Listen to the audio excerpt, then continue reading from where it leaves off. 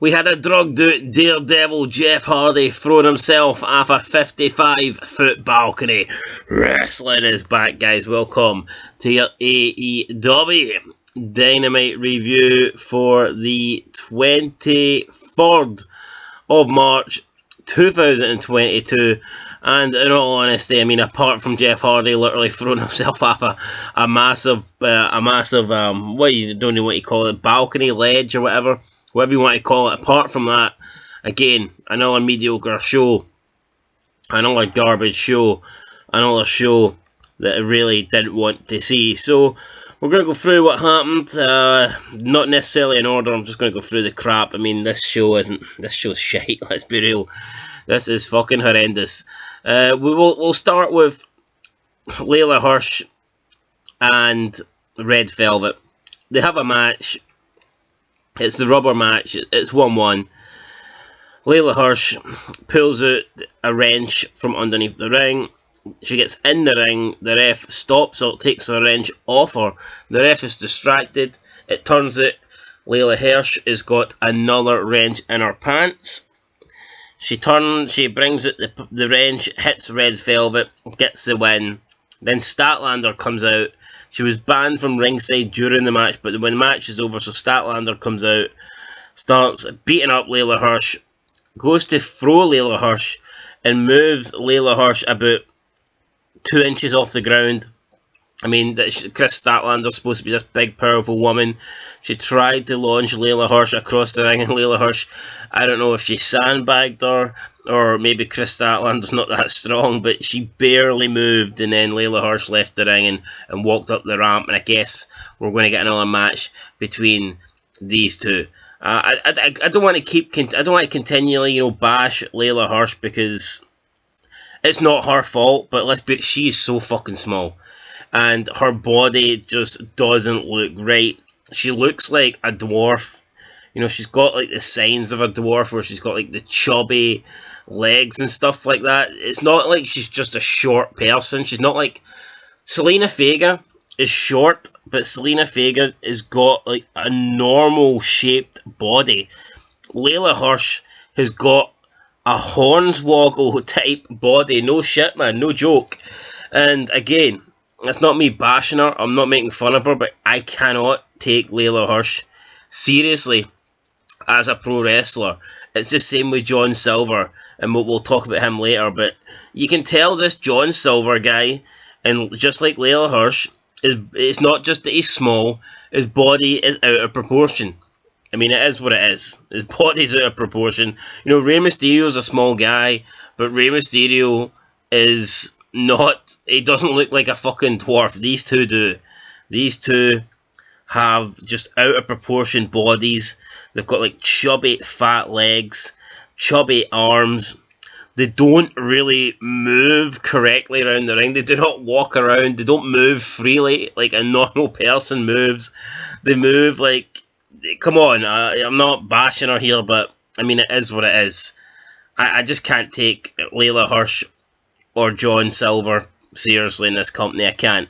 Layla Hirsch is supposed to be this killer, but she's about 4 foot tall, and I know height's not everything. I mean, we've seen some. Taz was, a guy that was fucking short and, destroyed people, but Taz made it work. Again, Taz had a physique to him.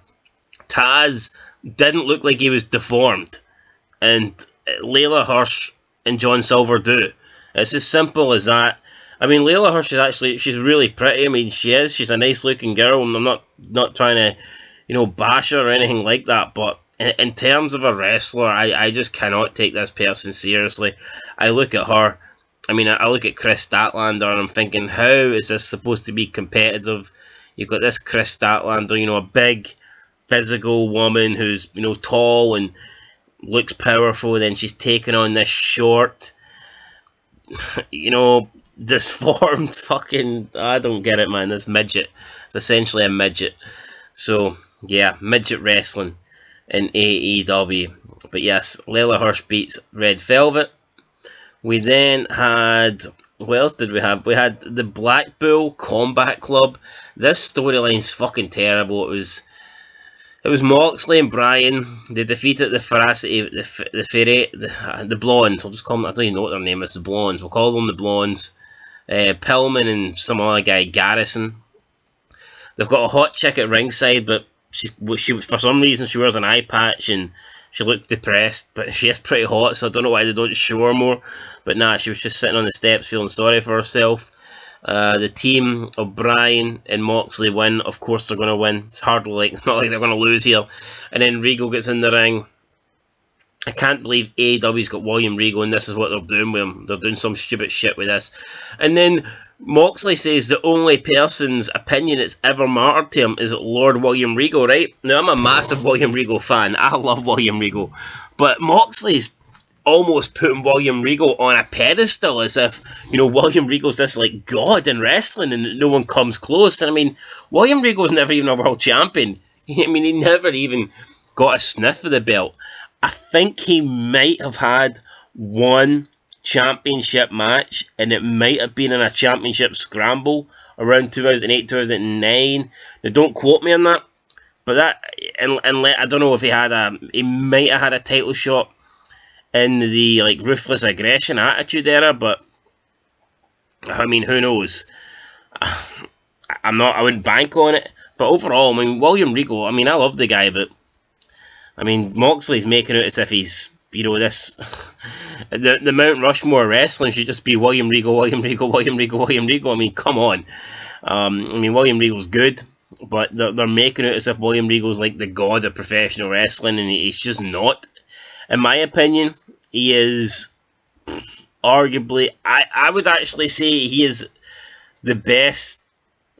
Is he the best person to never win a world title? I think it's close. I think it's definitely... I'd say it's between William Regal and Razor Ramon.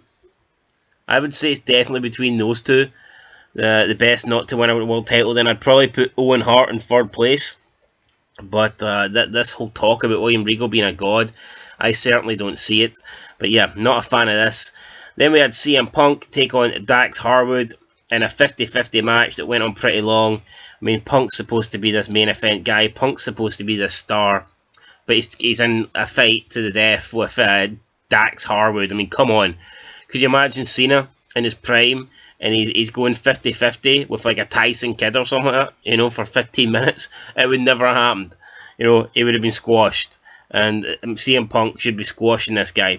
CM Punk should not be fighting life and death with Dax Harwood. And I don't know, I'm just not enjoying Punk's run at the moment. He's back to wearing those shitty looking tights that he wore against Darby Allin in his comeback match. I just don't want to see it. It's not interesting me. Punk then after the match he wins obviously with the go to sleep. He gets on the top rope and he starts signalling for a belt around his waist.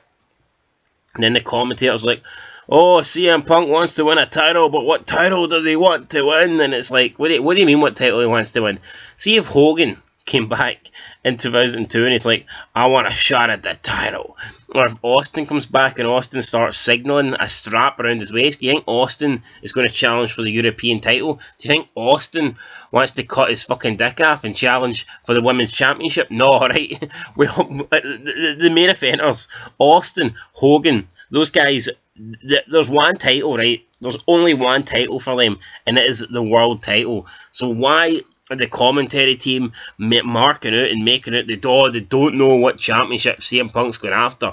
If CM Punk is half as good as he thinks he is, if he's half as good as AEW think he is, and he's going to be the guy that's going to take the company on a charge against WWE, then he has to be going after the world title. It's as simple as that. I mean, come on. It's not fucking rocket science. Then with an MJF promo, he called out Wardlow, called him a bitch, kind of bashed his mother. He said he would fight CM Punk again. Says that Punk knows he got lucky. He'll beat Punk next time. And he says that something about Punk, he's going to fight Punk till the day that he dies or something like that. Wardlow comes out. MJF says that Wardlow works for him and not AEW, and that MJF is going to continue to pay Wardlow, but he's going to pay him to stay home. So I don't know if this is him writing off Wardlow for a while. I mean, it was a decent promo for MJF, but that's it really, just a decent promo from MJF. Then he let Shawn Spears speak for about 2 seconds, and they said that the Pinnacle's back up and running. So I mean, it is what it is. Adam Cole defeated Jay Lethal with a low blow. I guess Adam Cole loves touching nuts because he seems to hit a lot of low blows, I've noticed. After the match, he says that Adam Page isn't man enough to come out and face the three of them. Kyle O'Reilly was there, Bobby Fish was there. So yeah, 3-on-1, and they're apparently the men. Interesting. Adam Page does come out. He gets in the ring. He takes his like cowboy belt off. He starts hitting everybody with it. Adam Cole hits him with a low blow. It's a 3-on-1 beatdown. And then Jungle Boy, Christian, and Luchasaurus all run out to the ring, defend off whatever they're called, Undisputed Era. Who cares? Who the fuck cares? Garbage. And then in the main event, it was the Jericho Appreciation Society. And they defeated the team of John Silver, who should not be anywhere near a wrestling ring, and Alex Reynolds, who should also not be anywhere near a wrestling ring. And this Jericho Appreciation Society thing is fucking horrendous, right? We just had Jericho come off the back of his last stable, which name I honestly cannot remember, but what was it called? What was Jericho's last stable called? Fuck, what was it called? That's how good it was. I can't even remember what it was called. My point being, right, Jericho's just come out of a stable and they put him in another one, but with jobbers, absolute fucking jobbers here. I couldn't tell you. I know one of the guys in the stable's called Danny Garcia, and I know it because he's been pushed into a couple of main event matches over the past few months. That's the only reason I know his name. But the other two, I've no idea who they are. Why is Jericho still in stables? The guy seems to have got himself in better shape. We don't know how much longer Jericho's got left in the tank. Can we not at least get a couple of years of Jericho on a solos run? Jericho doing something good instead of putting Jericho with just absolute bums that will never make it in the business. So this was horrendous. They pick up the win over the Dark Order or whatever, and that's it. AEW goes off the air. Absolute shite show, guys. It was cool seeing... I didn't even speak about the Jeff Hardy match. Right, okay, so 8-man tag match. Jeff Hardy goes to the top of a balcony or top of a ledge, jumps off it, swanton through a table. Matt Hardy's fighting in the ring. Matt Hardy's looking old as fuck. Sting tries to do a Scorpion Deathlock. Sting butchers the move, falls over, literally falls over. Maybe it's time for Sting to call it quits here. What is he now, 64, 65, and he's still going? Maybe it's time for, Sting to take a back seat and just enjoy retirement. And then it's a double twist. It's a twist of fate. Scorpion Death Drop, and Matt Hardy gets the win, picks up the victory. 8-man tag. It was pretty cool to see, brawling around ringside. Jeff Hardy hitting a big insane spot. That's cool to see and all that stuff, but overall, it doesn't make up for the show, guys. I'll give this episode of AEW, I'll give this week... What will I give it? No. I'll give it a 2, alright? I'll give it a 2. I mean, Jeff Hardy's spot was pretty cool. MJF's promo was alright. But overall, guys, not a lot else happening. So I'm giving AEW a 2 out of 10. Let us know what you think down below. I'll catch you guys later. I've been awake now for like 14 hours. I'm going to go and get some sleep. And that's it, guys. Till next time. Peace.